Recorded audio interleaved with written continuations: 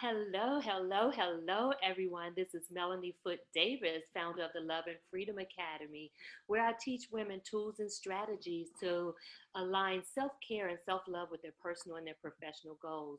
We work on being able to silence the inner critic that stands between them and their purpose. I'm really excited about the guest we have today because my overall goal is to be able to offer tips, tools, and resources to you and my tribe in ways to be able to take better care of yourself. And so when I'm thinking about self love or I'm thinking about self care, to me, it encompasses so much more than getting your hair done or buying a new pair of shoes or even having a spa day because our finances are important to our overall well being as well.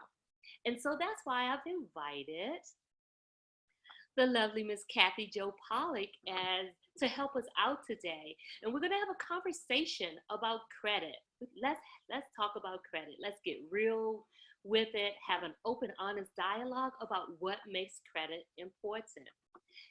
So before I start talking to Kathy, let me just tell you a little bit about Kathy Jo. She's been living her dream as a life coach, trainer, and a speaker while empowering others to discover and live their dream as well. She focuses on the basics of personal finance, relationships, and etiquette. So one of the things about Kathy Jo, I spoke to her several years ago, and she was a great resource for me.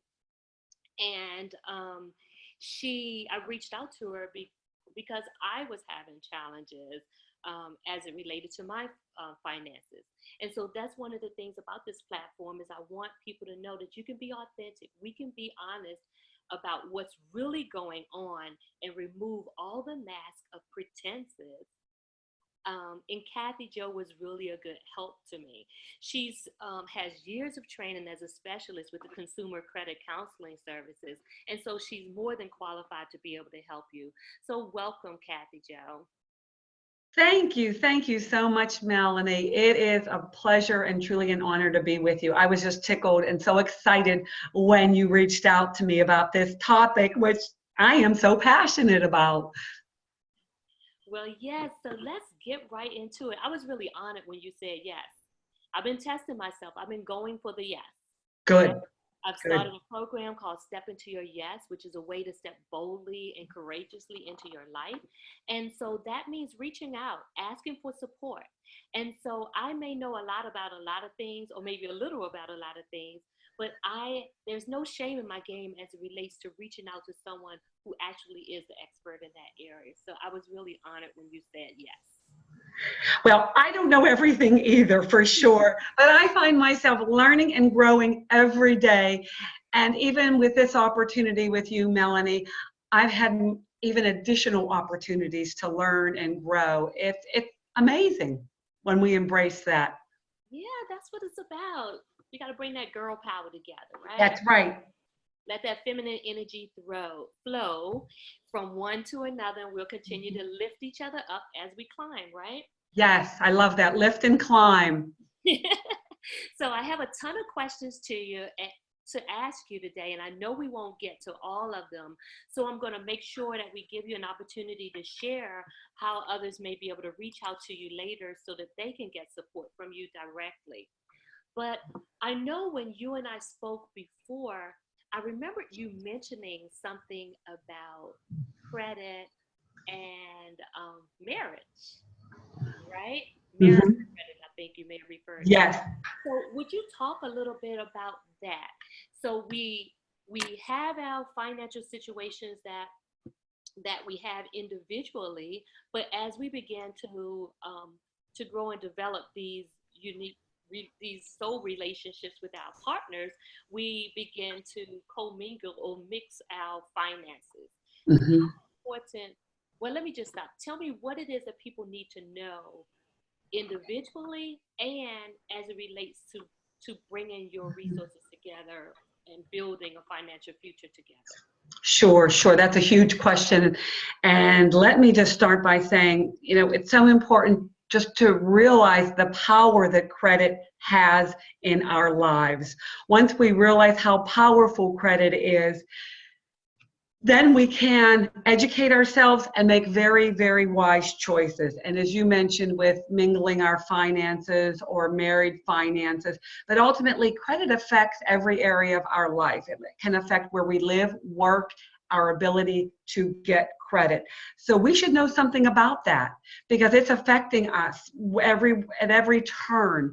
So we need to be checking our credit reports. There are 3 of them. We need to do that every year. Then we need to delve into that all-important credit score that people hear about. And what our own credit report and credit score is how we manage our credit. Are we risky? Are we responsible? And our credit report only shows our credit score what our name is on, at least it should, unless we've been a victim of identity theft or credit theft. And that's why it's so important for people to check their credit reports to make sure they're accurate. And if landlords are pulling them, employers are pulling credit reports, then don't you think we should know and be armed with our own information so that we can see ourselves viewed as best as possible in the best possible light? We all have bumps in the road for sure. But think about yourself, Melanie, and I know I think about myself. If I know what's coming and I know what I've been through, I can better field questions and address that to make myself viewed as the person, the positive person that I am. So when it comes to the credit scores, though, and checking the different, running a credit check, running your credit report, what is that, annually that you're expected to run? That is. You should, at least annually, and you should do all 3. So what about places like Credit Karma or things like that? Are those great? Yes, I'm glad you mentioned Credit Karma. Credit Karma is wonderful, and I do also use that to track my credit score. Score is this magical 3-digit number, roughly between 300 and 850, that businesses will look at to gauge how responsible we are with our use of credit and repayment. So the higher the better, and always shoot for the 700s just to give people a ballpark. Love Credit Karma. The only downside, and I want to make people aware of this, is credit is a business. People don't offer us things to be nice, unfortunately, in the business world. They're there to make money. So when you go on and you use Credit Karma to track your scores, fabulous. Just don't get pulled into applying for things that you don't need, because they're going to give you offers, which is fine, and you can look at them for sure, but you never want to apply for things that you don't need. You want to make very smart choices. So Credit Karma I love, and what I do recommend for your credit report is annualcreditreport.com. And I have all these resources on my website as well, so you know they're trusted if anyone wants to go to my website and pull them up. But annualcreditreport.com is the free way to get all 3 credit reports. And you're probably thinking, well, how's that all tie into scores? Well, the credit report is more or less the verbiage, the wording, and then the score will pull that information if it's correct or if it's wrong. So that's why you definitely want to make sure your report is correct before you look at your score, or keep that going, both hand in hand. Does that help answer that? Yes, and it's interesting. I'm glad you brought up whether it's correct or not, because sometimes there are errors on there. Would you share how someone could go about correcting those errors? Oh, sure, sure. And this is so important. And this is why you don't want to be caught off guard. Life is complex. We get busy, but we don't want to miss an opportunity. Let's say you've been house hunting, or you need to get a new vehicle, and you're going to be, looking for an automobile or a home, and you find your dream home, and you want to put down money and you want to sign the agreement. Well, they're going to be looking at your credit report and score, and if you don't know what's on there and you haven't corrected it, you can lose an opportunity, and you don't want to be in that situation. So when you get your credit reports, you can get them online, over the phone, you can order them, you can fill out a form, or as I said, online at annualcreditreport.com. You review that as quickly as you can and do what's called dispute any inaccurate information immediately. You can go right online and do that. Okay. So I'm going to go back to the question about partnerships for a Oh, moment. yes, thank you. Let's just say one person in the relationship has excellent credit, Mm-hmm. and just throw out some numbers. So excellent, you say go for the 700. So let's just say someone has a 720, Okay. and then the other person in the relationship has a 580, Okay. and they're looking to purchase a home. Mm-hmm. How does that impact the interest rate that they may get? Is it going to be based on that one with the 720? Is it going to be a combined, are they looking at both? How does Mm-hmm. that affect them in terms of making that investment? Well, that's going to be a big question for that particular couple if they want to get a joint mortgage and a joint loan. If they do, both of those credit scores and credit history are going to be considered. So this is where the big question comes up. Just because you're married, you don't get this merging of your information. You have your own credit report and score, which shows your activity. And it could be things that you've co-signed or things that you have jointly, but there's not a marriage credit report or score. They're individual, and each one shows their own and what if they have anything together. So in your situation, this brings more questions than answers. What is the best way for this couple to go after to secure a good rate on a mortgage? And this is going to take a lot of discussion, and I see you shaking your head. If the person with a higher credit score wants to ultimately take on that mortgage, you need to think about the risks and the benefits. How is that going to be viewed? And I would definitely talk to the lender. What's the downside if I pull my significant other along that maybe has a lower credit score? That is definitely going to impact rates and what you're going to be able to get. So in that situation, and this is why I really want people to talk about this early and on, finances are huge with couples, and we ignore it. We don't want to go there. Maybe our family didn't want to discuss that. It was secret. Couples early on need to discuss their finances. And I've talked to people that say, oh, I got married, I'm so excited. I didn't realize my partner had a credit score of 580. And now we're restricted in what we can buy and getting the best rates. That's a big question. Right, because I don't want to quote any specific resources. Don't remember where I got it from, but I know that studies do show that a lot of relationships, that's one of the number one challenges, is centered around money, whereas people think it's around infidelity, but sometimes the infidelity is centered around financial infidelity. That's true. And those types of secrets and keeping things from each other that can actually impact the overall relationship.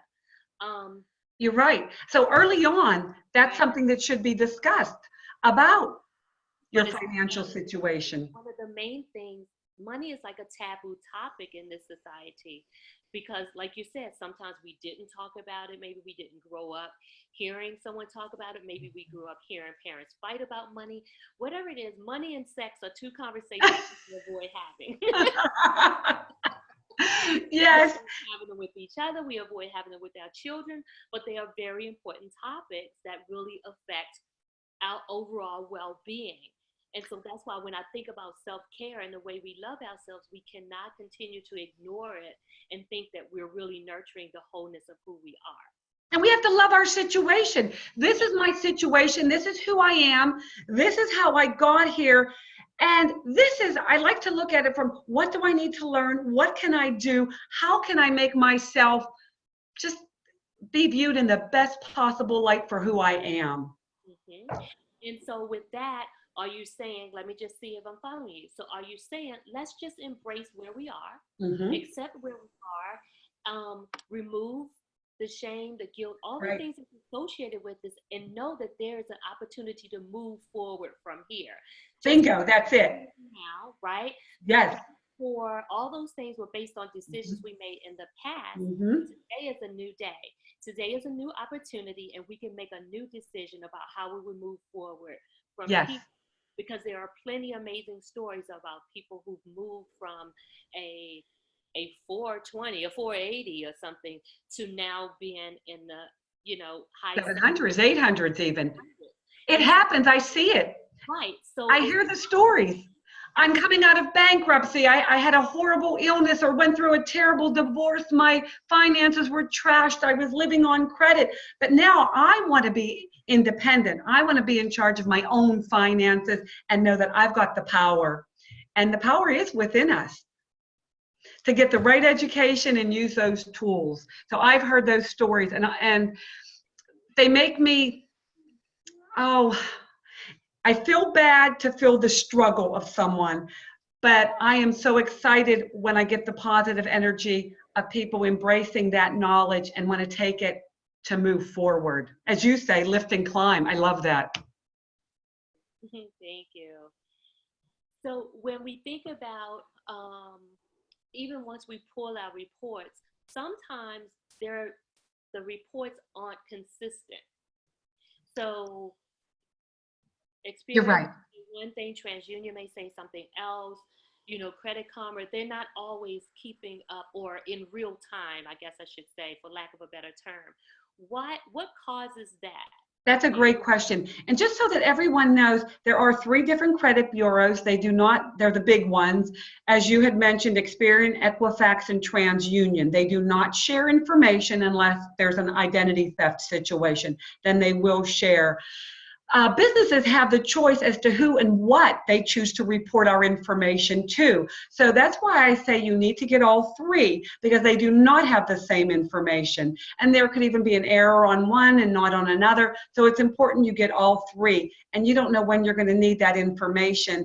And it's going to be looked at, and you're going to think, oh, I don't want any surprises, and you don't want any surprises. So again, it's a business, and organizations, businesses pick and choose who they want to share that information with. But again, it's you, so you want to know what's in there.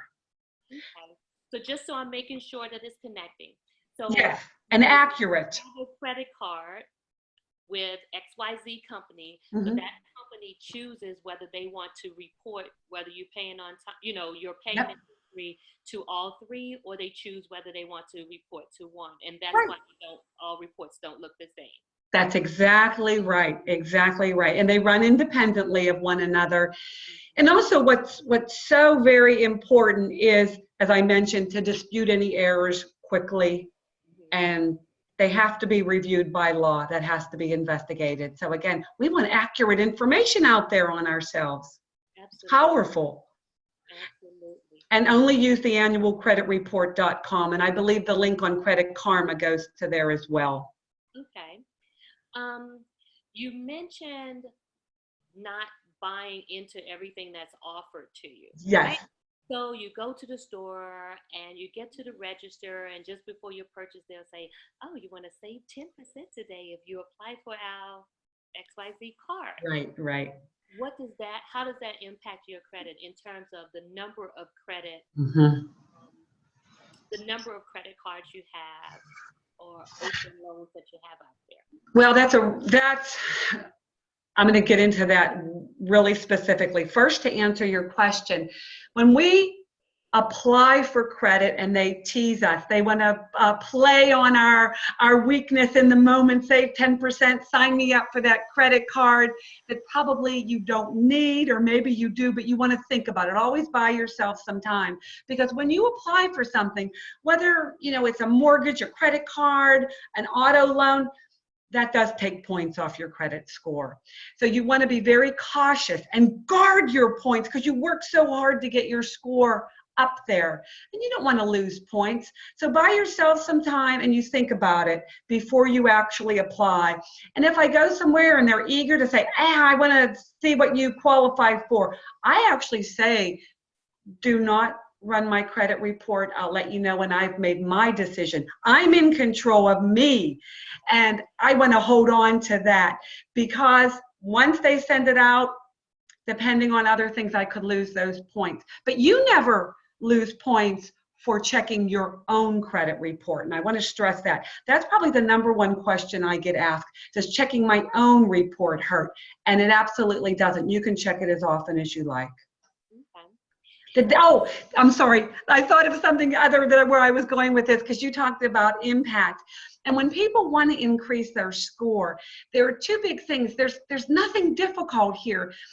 and I like to go back to the basics. There are simple things that we can do to build our credit. And the number one thing is 35% of our scores are paying our bills on time.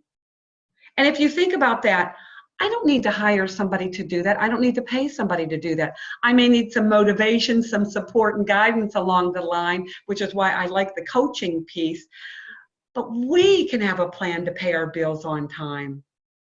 Wouldn't you agree? Yeah, so when you're saying pay our bills on time, let's get a little more specific here.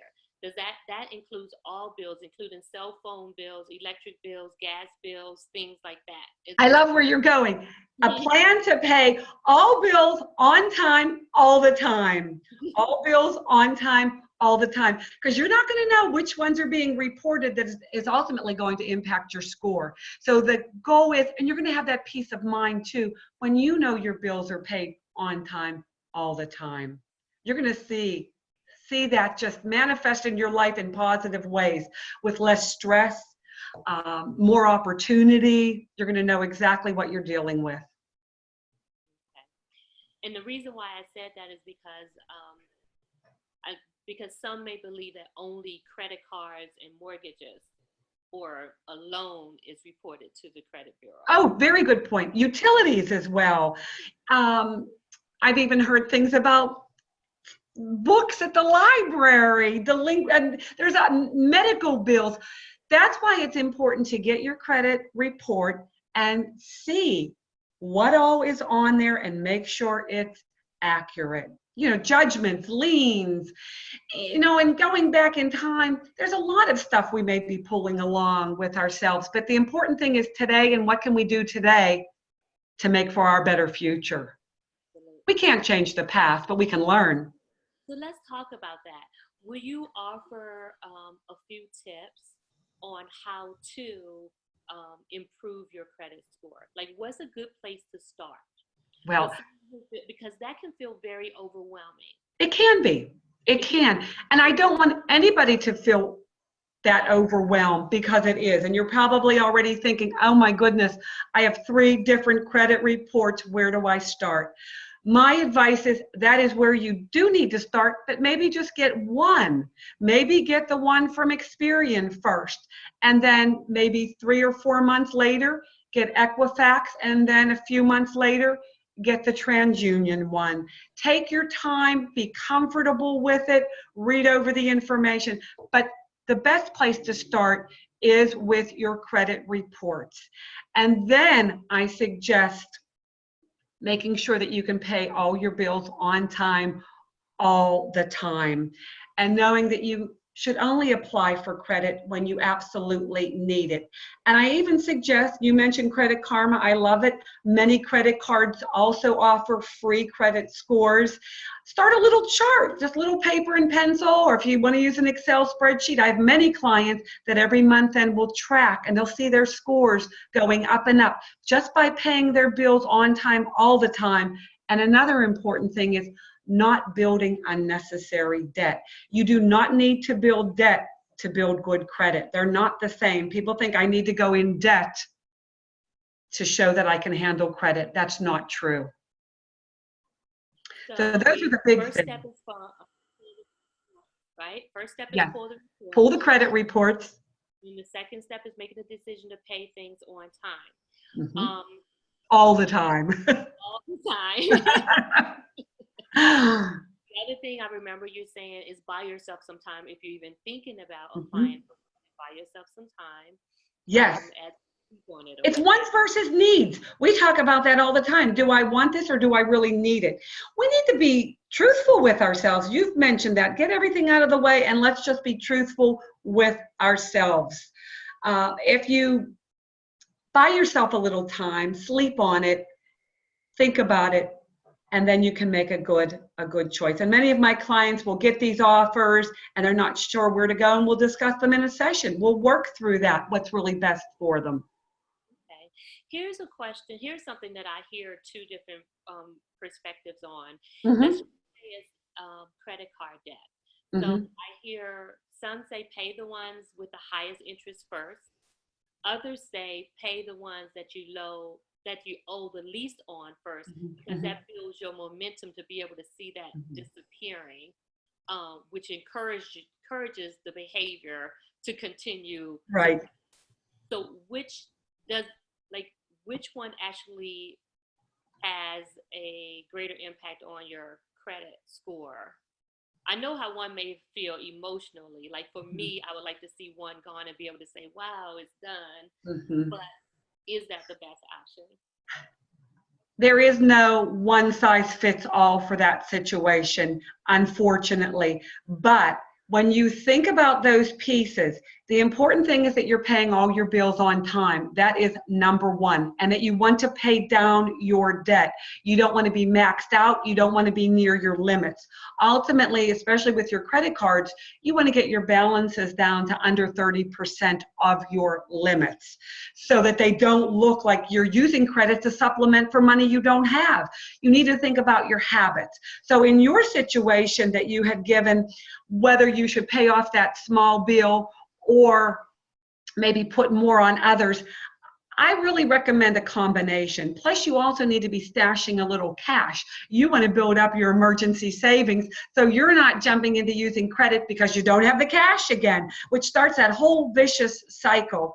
So what I suggest is if you really have a little balance that you can pay off, pay it off, take that money and start paying down your highest interest debt, because ultimately that's robbing you. I hear credit cards nearing 30% of interest, which is huge. Imagine how much money that you're losing on that.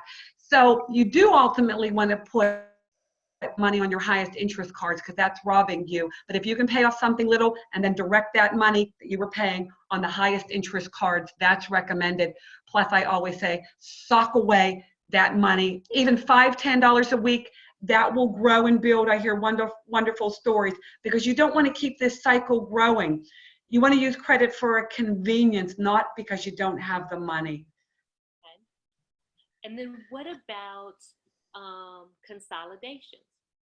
Excellent, excellent question. Balances to the lower interest card. Sometimes. Mhm. And that's a good option. And what you can think about and weigh your options, talk to your credit union, talk to your bank. It may be best for you to consolidate all those credit cards into one. Maybe you have a 0% interest rate that you can transfer them all over to, which is wonderful. But the only way that's going to work is if you don't charge back up the ones you just paid off. It should be a solution, not a problem, not another problem for you. So consolidation works, balance transfers work, but you need to know the rules of the game. You need to learn all about them, weigh your options, but it can be a very good option. So wait a minute, Kathy Jo. So what you're telling me is I should, Okay. it's a great idea to transfer my balances to where I can pay 0% interest for a Mhm. balance transfer. But now I have $5,000 available on this card because I Right, just transferred everything. right. I shouldn't go charge that up again. No, no, don't. Please don't. Because you're going to end up in the same boat again. So you leave those zero balances there. Leave And it you feel good that you paid them off, and they're going to help boost your credit score. Yes, yes, you're so funny. Yes, Melanie, you leave them there, and then you have a plan to pay down that 0%. okay. Awesome.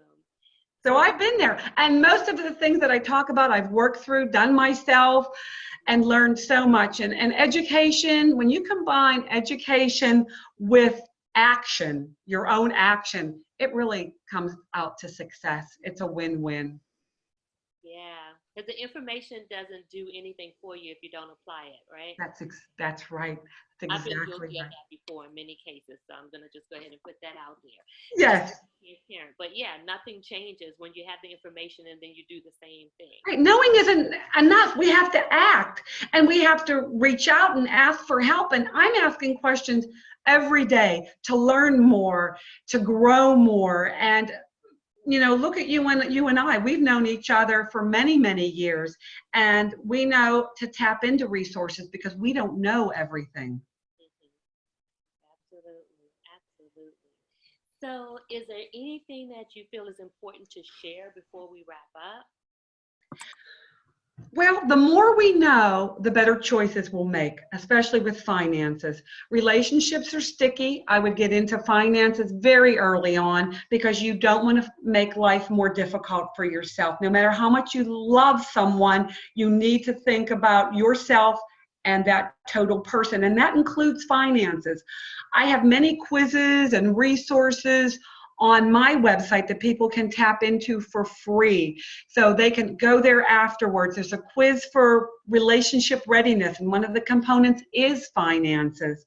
I encourage people to know their finances, get their credit reports, know their score as they move forward in their job search, looking for other loans, a home. This is really a cornerstone of your future. So educate yourself early, use the resources, tap into all that is out there.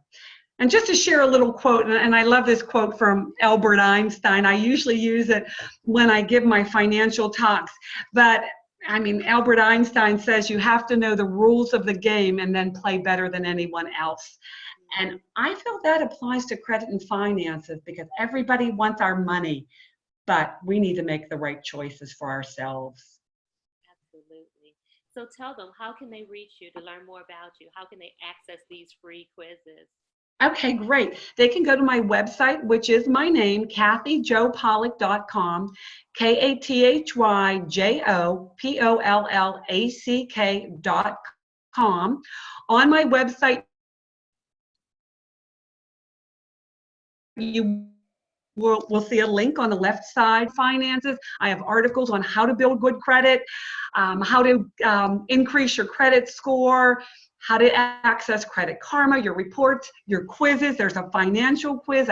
We talked about being healthy. There's a healthy financial quiz, a relationship quiz, all for free. They can reach out to me, click contact me. They can call me, email me. That's all right on my website. Awesome, awesome. Thank you so much for coming and sharing the information with us. And I'm sure that you've given some tips and tools that can really help many. You all have it. You can reach her and find her resources on kathyjopollack.com. Again, that's KATHYJO, P as in Paul, OLLACK.com. Go on there, check it out. Take the quiz, explore where you are in your finances, and make some decisions. One of the Yes. quotes that I use is that your freedom lies within your decision to say yes. Yes to who you are, yes to what you want, and yes to what you stand for. So will you say yes to making a healthy stance in your financial health today? And I hope so. And everyone is welcome also to contact me. I offer, your group, Melanie, a complimentary consultation. So if somebody wants to delve into that or they have a burning question, don't hesitate to reach out to me. Okay, you've heard it. She's offering you a gift. Take advantage of it, right? So when she's offering a complimentary consultation to explore where you are and be able to guide you to your next best steps based on where you are, not where your friends are, but where you are. And Mm-hmm. just know that it's okay. Here's one of the things that I do want to make sure that everyone knows. Like I said before, talked about money and talking about sex, those are conversations we tend to stay away from. But both of those are really important in terms of your overall health and your well being. I love you. I want the best for you. So let's go ahead and make sure we're taking care of all of you, including your financial health. And Thank you. with that, thanks again, Kathy Jo, for joining us. And with that, I'm going to sign off. This is Melanie Foote-Davis of the Love and Freedom Academy. You can reach me at Melanie Foote with an E, Foote Davis.com. I also have some resources there for you. You can grab your 10 steps to fill your love accounts, and where we use finances as a guide to fill the love in your heart and fill your space to keep you full. So take care. Thank And you. thank you so much, Melanie.